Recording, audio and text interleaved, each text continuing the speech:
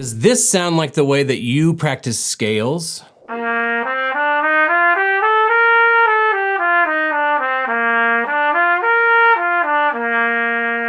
If this is the way that you practice scales, and you're a bit bored of playing them the same way every single time, stick around. We're gonna talk about how to make your scales less boring, how that can lead to more mastery of your scales and also your playing in general, and we're gonna talk about how to do all of this without spending any more time practicing than you already are. I've also got a special gift to share with you at the end of this video as well. Practicing scales is one of the most important things musicians need to do to really develop and mature and become a professional musician. Mastering your scales is really helpful for overall development on your instrument, but it also serves a purpose that when you know your scales very deeply, you begin to recognize these patterns in the music that you're playing, which will help you be a more consistent and confident performer, and also it'll help with sight reading quite a bit too.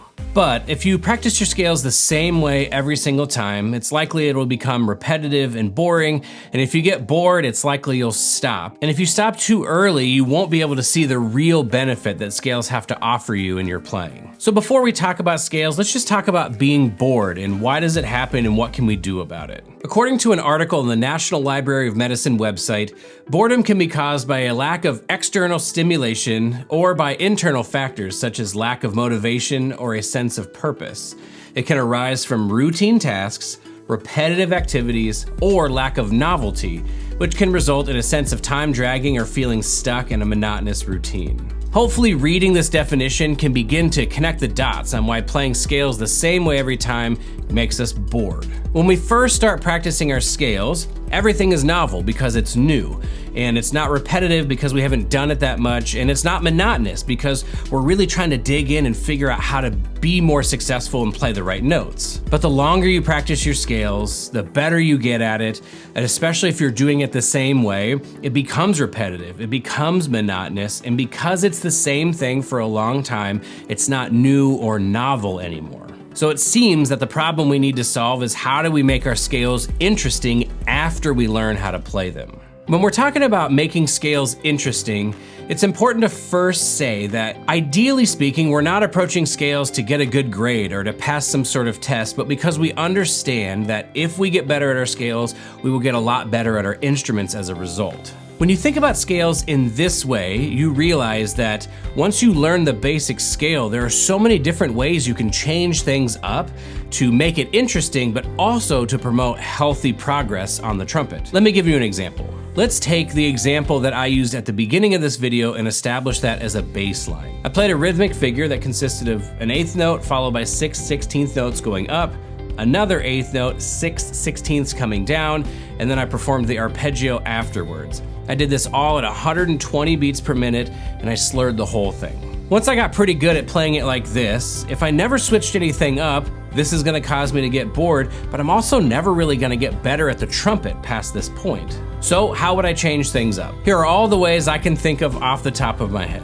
1, after getting it comfortable at 120 beats per minute where I slurred it, I could set a new goal of playing it at 140 beats per minute while slurring everything. 2, to add another degree of difficulty, I could add in a legato articulation and make the challenge, can I keep that good, healthy, connected air while adding in articulation? To challenge my dynamic range, maybe I could play some scales loudly and I could play some scales softly while keeping that slurred airstream and trying to copy the same kind of health of playing that I had before. To challenge my range, maybe I could add another octave on top, play into the second octave, or if that's too much, maybe I just want to add another 2 or 3 or 5 notes on top of the scale and go back down. In addition to the technical ways that you can adjust the scales for growth on the trumpet, there are also a ton of other types of scales you can practice as well. There are minor scales you can practice, your relative, your harmonic, and your melodic minors. There are whole tone scales, pentatonic scales, both major and minor,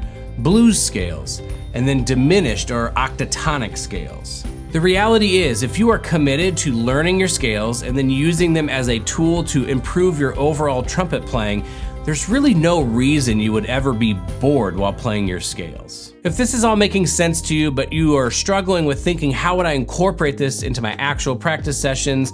let me give you a big picture look of how I might do that. I mentioned earlier there's a special gift I want to share with you. I'm going to leave a link down below where you can have a guide where I'm going to have a lot of this information that I shared in this video in there, and then I'm going to have all the different scales that I mentioned all printed out for you to be able to read everything, so you just have all the scales available to you. This gift is 100% free. I just want to help out and make this easier to implement into your practice, so check that out. Last time I shared a guide like this, I did end up taking it down after a while, so if this sounds interesting to you, I would get your copy now. To start this process, you would want to begin practicing your scales in a way where you're establishing a foundation that will set you up for long-term success. For me, this generally means you're going to play things slowly, you're going to play things slurred, and you're going to have tons of focus while practicing. A good goal for this first step might be what I did in the beginning of this video, aiming for all slurred in that rhythmic pattern for 120 beats per minute. Once you can do this, maybe you would spend another 2 weeks after that aiming to increase the tempo from 120 to 132 beats per minute.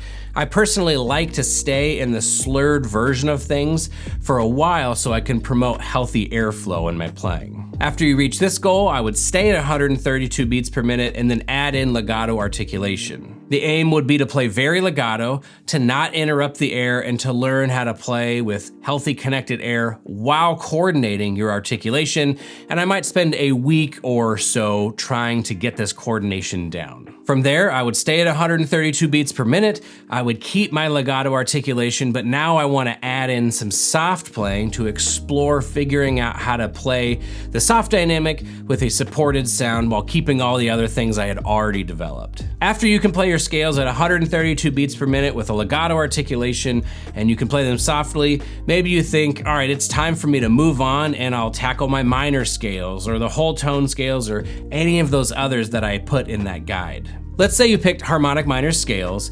You're gonna go back to the original goal of playing it at 120 beats per minute, everything's slurred, and you're gonna try to establish success, making sure you know the notes of all of the scales before you begin to add layers of difficulty like we just discussed. There's no right way to do this, but I hope you can see that adopting this mindset would help alleviate boredom and help you make progress continually on your instrument because you have such specific goals during your scale practice. As you tackle these challenges, you'll be able to have confidence that you are improving because you're tackling more difficult things over time, and the whole way through, you are making your scales more and more solidified and more automatic every day. And the best part of this is you don't have to spend any more time practicing than you normally would. You're just directing your focus in a slightly different place, and you're getting way more value out of your practice than if you were just going through the motions when playing your scales. Another really important element to include in your practice routines is long tones. If you want to see how I approach long tones and you actually want to play along with me while I do it, click the video on the screen. We'll see you in the next video.